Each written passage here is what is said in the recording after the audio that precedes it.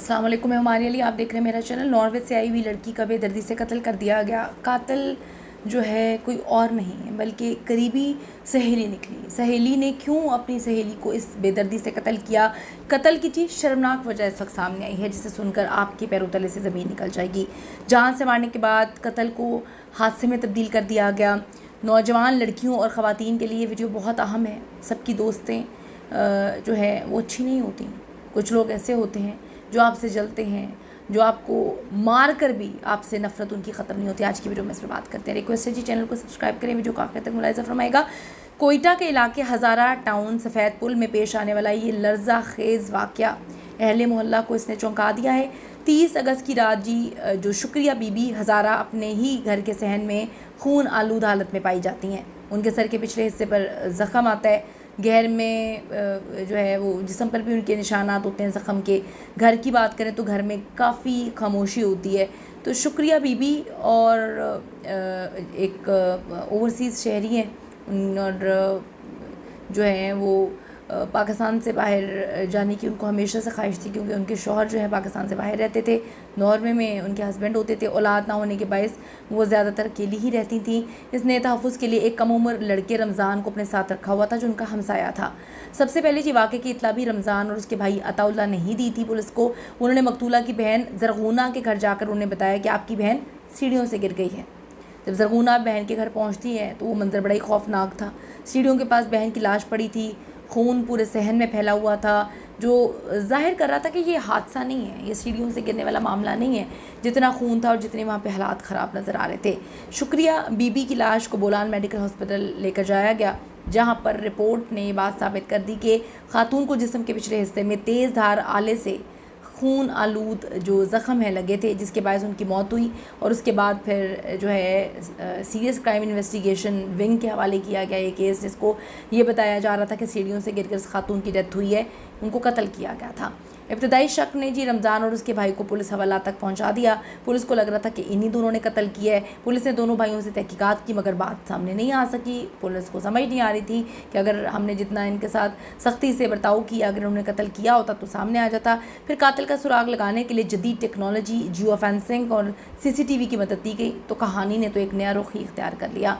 तहकीकात में इंकशाफ हुआ कि कातिल कोई अजनबी नहीं बल्कि मकतूला की अपनी कज़न रुकैया बीबी और उसका शौहर है। बिल्कुल आप सही सुन रहे हैं, उसकी अपनी सगी कज़न रुकैया बीबी थी। और मुबैना कातिलों ने इंतहाई महारत से इस कत्ल को जो है वो अंजाम दिया। इसकी मनसूबाबंदी की गई। इसकी बुनियाद पर उनका ख्याल था कि खातून के कत्ल के बाद वो कभी पकड़े नहीं जाएंगे, जो कि हर कातिल को, हर मुजरिम को लगता है कि वो पकड़े नहीं जाएंगे और घरेलू मुलाजिम ही वाहिद शख्स रह जाएगा जिस पर इल्ज़ाम लगाया जाएगा और वही पकड़ा जाएगा। बज़ाहिर शुरू में उनका ये मनसूबा किसी हद तक कामयाब भी रहा, क्योंकि खातून के कत्ल के बाद उनकी बहन की जानिब से जो FIR दर्ज करवाई गई थी उसमें मुलजिम और मुलाजिम के भाई ही को नामजद किया गया था। आगे चलकर होने वाली तफ्तीश के नतीजे में कत्ल होने वाली खातून की एक सहेली और सहेली के शोहर समेत 4 अफराद को गिरफ़्तार किया गया। अब आप सोचे होंगे कि उस लड़की ने ऐसा क्या कर दिया कि 4 लोगों समेत, मतलब 6 टोटल लोगों ने उसको कत्ल किया।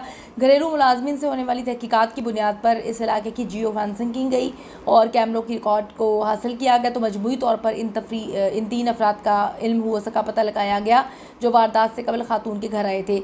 इन तीनों अफराद में मकतूला की सहेली थी, सहेली का शौहर था और सहेली की बहन शामिल थी।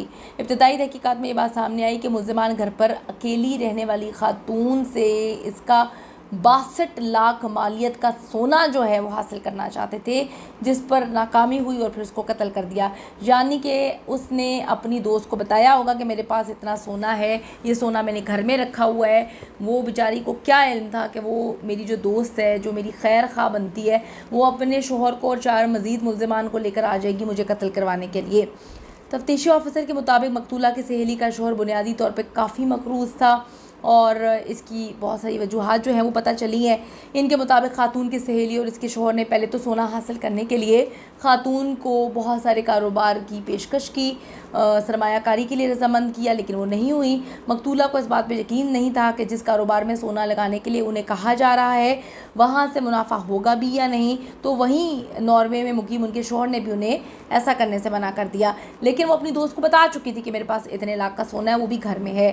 तफ्तीशी ऑफिसर ने दावा दावा किया कि जब सहेली और उसके शौहर की उम्मीद ख़त्म हो गई तो अब उन्हें सोना नहीं मिलेगा, तो बिलाखिर खातून को उन्होंने कत्ल कर दिया। उन्होंने मज़ीद दावा किया कि कत्ल के बाद मकतूला के घर से जो सोना चोरी करके ले जाया गया वो भी मुल्ज़िमान से बरामद हो गया।